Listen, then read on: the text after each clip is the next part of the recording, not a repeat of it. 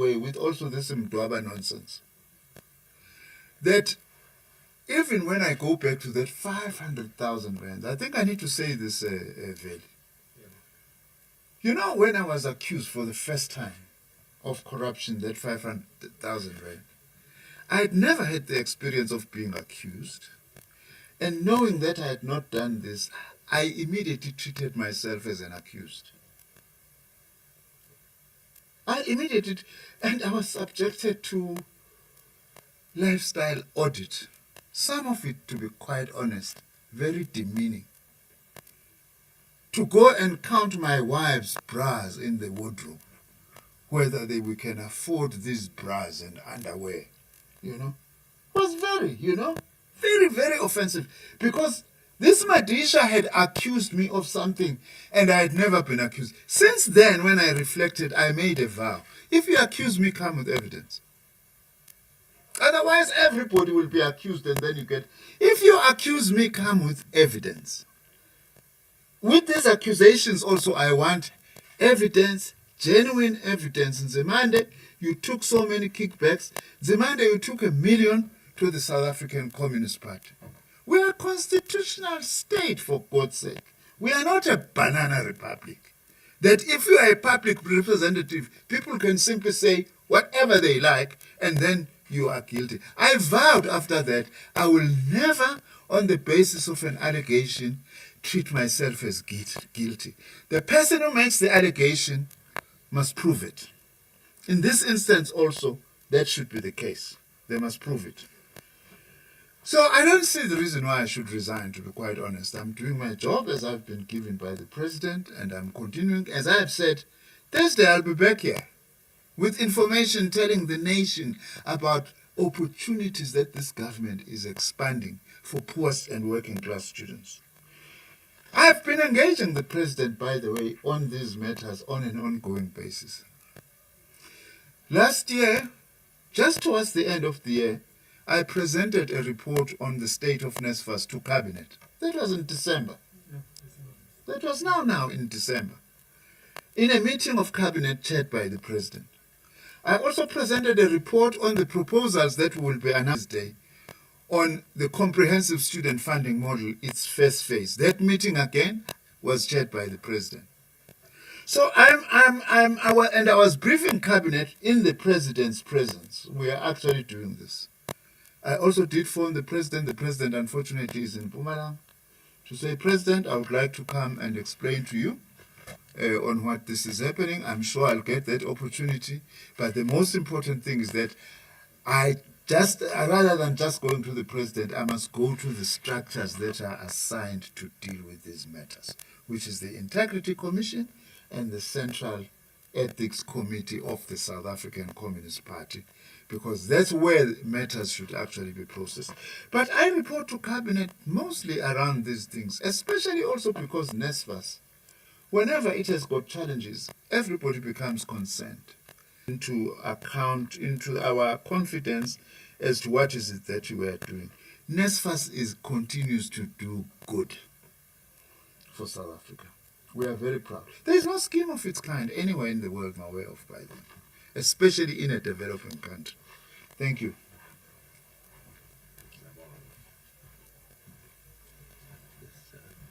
I will now invite Ubabu Ishmael Mnisi, the spokesperson of NSFAS, to just come and respond to one or the other question.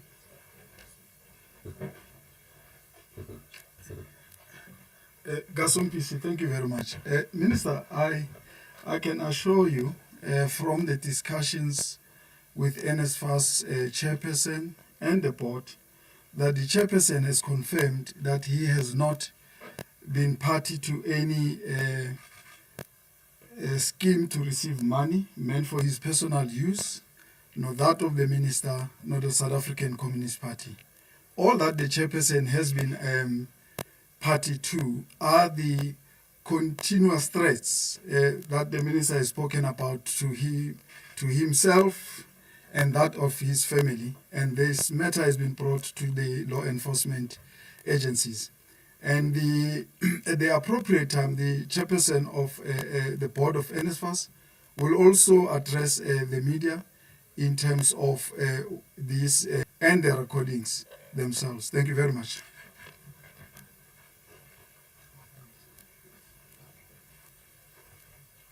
Thanks, Babu Mnisi. Colleagues, let's just check this. We are now in the last round. We're about to end our briefing. Are there still any further questions? Okay, we have one hand. Is there any other colleague who wishes to, so that we know that that is perhaps our last hand, and then thereafter we will wrap it up? You may please pose your question. Last question, Minister.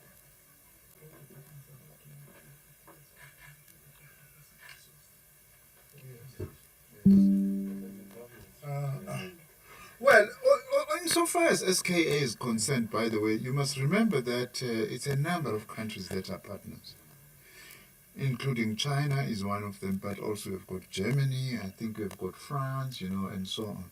All of them are interested in participating in building this computer capacity, in collaboration amongst themselves, and also some of them in collaboration with South Africa. As to where the ultimate decision on which areas and so on, that will be done through the normal process of the department in terms of supply chain. It can be any, I guess. It can be China, it can be the USA. As you know, as South Africa, we engage with the whole world.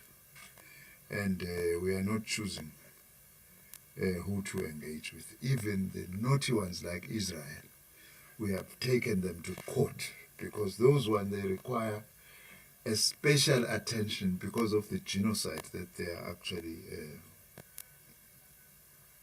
perpetrating against the Palestinians, the people of Gaza. I've never seen such a thing. I'm 65 years. I've never ever seen such a thing. But I don't want to divert. We think it's a big opportunity. Yes, of course, we've got our high computing center, which is the CSIR one, which is based at the University of Cape Town. I have no doubt that it will actually be part of building to actually develop this computer capacity. Is that all? By the way, I must also just emphasize this for the sake of everyone. Even if there are people who suspect that I've done something wrong, but I have my rights as well. I can't just be accused and then I'm taken as guilty. It's interesting, the people who are doing that, like those who are saying step down, without any due process whatsoever, they are the first ones when things are not followed up to say we are not a banana republic. So when it suits them, like the DA, we must act like a banana republic. When it suits them, we must act like a constitutional state.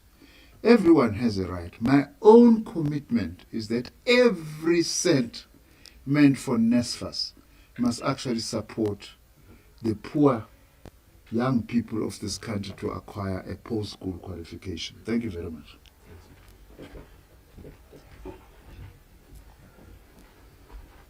Thank you so much, Minister. That concludes our rounds of questions. At this stage, we wish to express our gratitude to the Minister, to DDG, to Babu Mnisi, the advisor, the other colleagues who are supporting us in the background, and a special thanks to you, ladies and gentlemen of the media, in particular for your patience. We had a bit of a rough start, but it seems like we are proceeding quite smoothly, and we hope to engage with you again on Thursday, and we'll be sharing those details with you.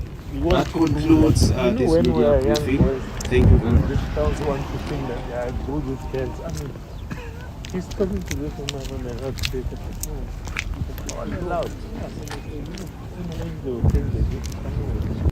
take things and it's taking that should be a low-hanging fruit really to push this process. Even for us, it helps us to move things slow, Yeah. Okay, before I just go away, so now we have introduced our breakfast as well. We now have a breakfast, which is this one here. Okay. Bacon, eggs, Spokesperson of the National Student Financial Aid Scheme, Babu Mnisi. And ladies and gentlemen of the media, can I coffee for me? Today, just to make sure you are in the right venue, we have called this briefing in response to a report that many of you would perhaps be aware of of OUTA, which was published on the 4th of January, and the related issues. So you went that and the side purpose and then of the media briefing of today is to respond to that report, in particular some of the false